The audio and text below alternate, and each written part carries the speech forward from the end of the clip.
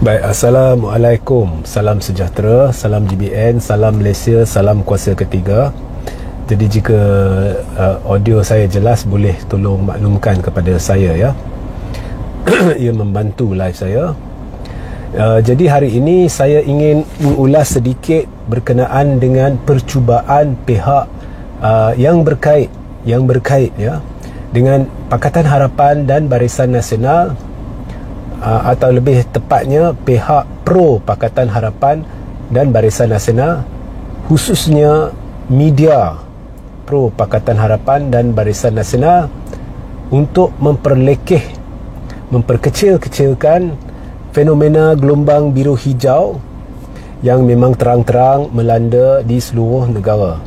Dan tiba-tiba naratif ini sudah muncul dalam sehari dua ni, memandangkan segala usaha ya pihak kerajaan, khususnya Anwar ya, untuk menarik sokongan Melayu tambahan sudah gagal. Okey. So naratif ini sebenarnya ada secara yang saya lihatlah secara licik lah diutarakan oleh beberapa pemimpin dan juga sudah dimulakan oleh satu portal. Okey. Now, bercakap berkenaan dengan portal, ada satu portal yang telah menyoal mungkinkah akan berlaku satu perubahan di Kedah dalam dalam justify untuk cuba menghalalkan hujah mereka tu atau persoalan mereka tu. Portal tersebut telah memetik data PRU15 dan membuat analisa data itu dan berkata walaupun Kedah sebagai contoh Perikatan Nasional menang dengan selesa, tetapi menurut data tu hanya separuh kerusi adalah dikira kerusi selamat Perikatan Nasional, sebab mereka kira peratus undi lah. Okay? Jadi dari situ mereka mula persoal lah. Tetapi malangnya analisa ni sebenarnya tidak memberi gambaran realistik perkembangan politik terkini. Sebab anda perlu faham ya, data PRU15 sebenarnya tidak relevan sebaik sahaja PRU15 berakhir. Kenapa tidak relevan? Sebabnya sebelum PRU15, PH berjanji untuk lawan kleptokrat tidak sekali-kali akan bekerjasama dengan kleptokrat. Zahid bersumpah demi Allah tidak akan kerjasama dengan Anwar dan DAP, tidak sekali-kali akan berganding dengan mereka. Tetapi sebaik sahaja PRU15 selesai, kita didendangkan dengan penipuan Anwar, DAP dan Zahid. Apabila kita dapat tahu sebenarnya pendedahan saya dan beberapa pihak lain bahawasanya sudah ada perjanjian sebelum PRU15 agar kerjasama dilakukan adalah betul. Maknanya mereka menipu. Bahawasanya ada surat yang ditandatangani, yang dipaksa Zahid paksa MP-MP atau bakal MP untuk tanda tangani agar mereka boleh dicalonkan, rupa-rupanya betul. Dan selepas PRU15, Zahid menerusi tipu helah telah menaikkan Anwar sebagai Perdana Menteri, iaitu tipu helah di mana Zahid telah membohong di dalam warkah kepada Seri Paduka Baginda Yang di-Pertuan Agong bahawa semua MPBN sokong Anwar sebagai Perdana Menteri. Maknanya ada komplot Anwar Zahid dari awal lagi. Dan ini pun telah didedahkan baru-baru ini oleh Tajuddin Abdul Rahman sendiri, iaitu perbincangan untuk tubuh satu kerajaan yang dinamakan Kerajaan Perpaduan PHBN telah dibincangkan di rumah seorang kerabat diraja. Jadi bila PRU berakhir, ada sekumpulan penyokong PH semestinya sudah meluat, dan majoriti Melayu Islam sudah meluat. Kalau PRU15 lebih kurang 55% sokong Perikatan Nasional daripada yang keluar mengundi. Daripada yang keluar mengundi lebih kurang 55% sokong Perikatan Nasional, lebih kurang 30% sokong Barisan Nasional dan 10 hingga 11% sokong Pakatan Harapan. Yang sokong PH dengan BN ni sudah makin tidak wujud. Sudah makin tidak wujud, dan ini dapat dilihat dengan jelas, dirasai dengan jelas di mana-mana anda pergi. Ya. Dan ini telah dilihat dengan jelas di Padang Serai, iaitu pilihan raya Parlimen Padang Serai sebaik sahaja PRU 15. Di Padang Serai, daripada kubu kuat PH, ia terus bertukar menjadi kubu kuat Perikatan, dan Perikatan menang dengan majoriti 2 kali ganda yang dimenangi oleh PH pada PRU 14. Dan di Padang Serai, kita lihat tiba-tiba ada satu gelombang kecil Melayu Islam yang nyata, yang tidak wujud, yang memang ada pada PRU 15 tapi tidak sehebat di Padang Serai. Dan di situ sudah nampak ada gelombang penolakan kerjasama PHBN di kalangan orang Melayu. Jadi sebab itu data PRU 15 tidak boleh digunakan. Anda lihat di Kedah, baru pelancaran sukarelawan pemuda Perikatan Nasional, pemuda ya, 30 tahun ke bawah, baru pelancaran jentera sukarelawan, itu pun sukarelawan ya, jentera pemuda Perikatan Nasional oleh Menteri Besar Kedah.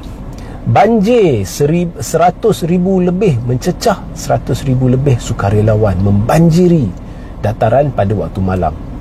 Bayangkan kalau dia buat sukarelawan tanpa had umur, saya percaya ianya jauh mencecah 200,000 orang ya, di Kedah.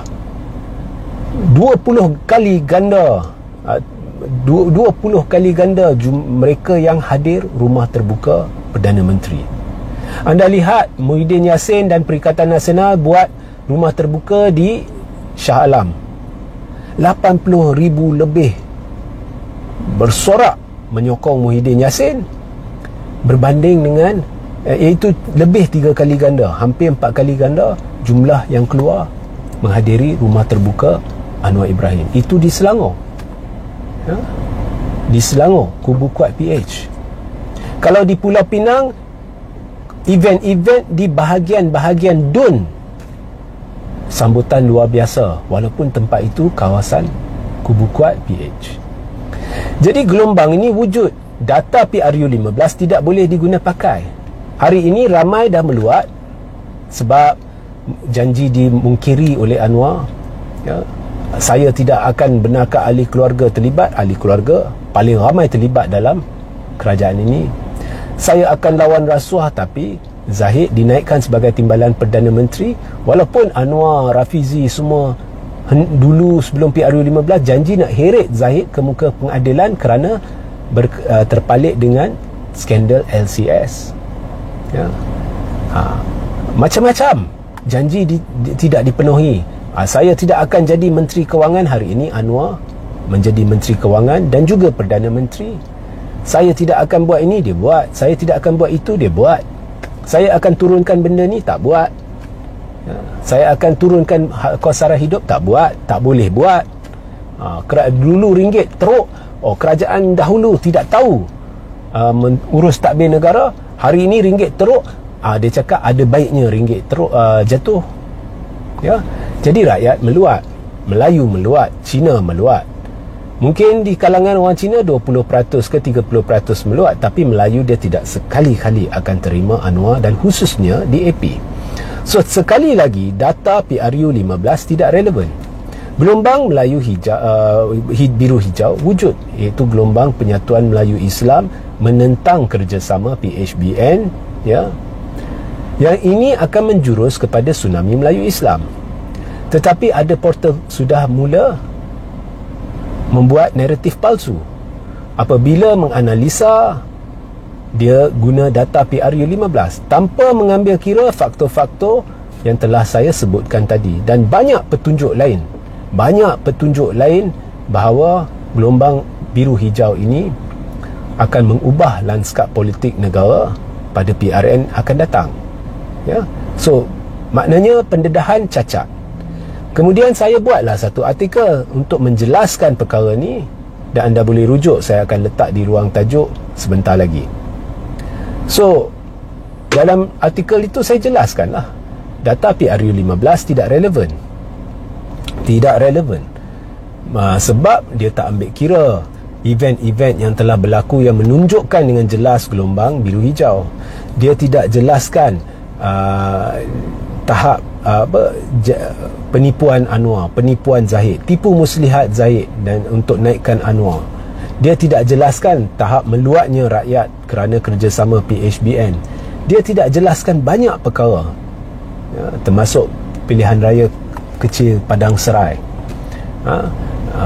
pelancaran jentera-jentera Perikatan Nasional. Dia tidak jelaskan. Dia tidak buat perbandingan jumlah yang turun dalam event Anwar versus event Perikatan Nasional di tempat yang sama. Dia hanya berpandu kepada data PRU 15 untuk cuba memperlekeh gelombang biru hijau, untuk cuba mengecilkan impak gelombang biru hijau. Yang peliknya, dulu Kit Siang sendiri yang kata gelombang hijau adalah sesuatu yang dikhawatiri akan menjurus kepada negara Melayu Islam. Ya, Kit Siang cuba takut-takutkan orang Cina, maknanya mengaku memang wujud gelombang hijau ni. Tetapi hari ini dia buat naratif untuk memperlekeh gelombang biru hijau. Kenapa? Sebab PHBN dah kritikal. Sebab Anwar dah gagal untuk tarik sokongan tambahan orang Melayu. Saya dari awal dah beritahu strategi Anwar ni memang tak kena. Dan kalau saya Anwar, saya dah lama pecat pakar-pakar strategi.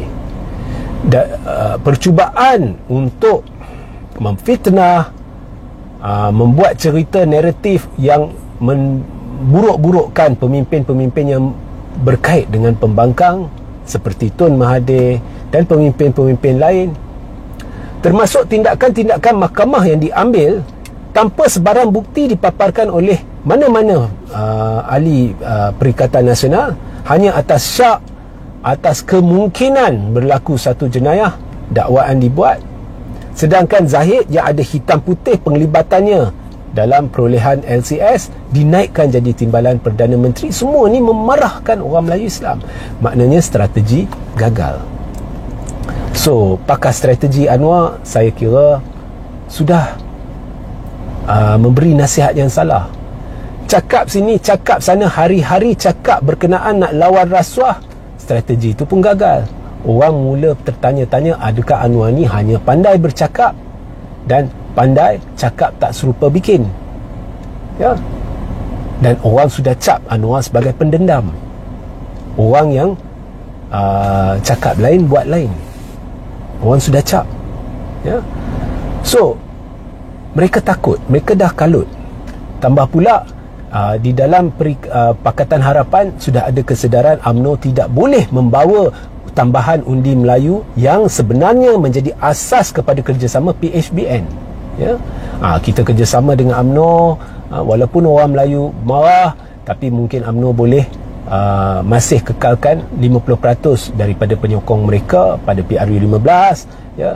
DAP mungkin akan hilang 20% pengundi Cina, tetapi dengan tambahan 50% penyokong UMNO tu, kita akan lebih kuat. Kita boleh kembangkan sayap pada PRN, dan kemudian pada PRU 16 kita boleh takluki negara tanpa perlu bantuan gabungan-gabungan lain, ya. Tapi semuanya tidak berjaya. Mereka sudah sedar UMNO tidak boleh bawa tambahan undi Melayu.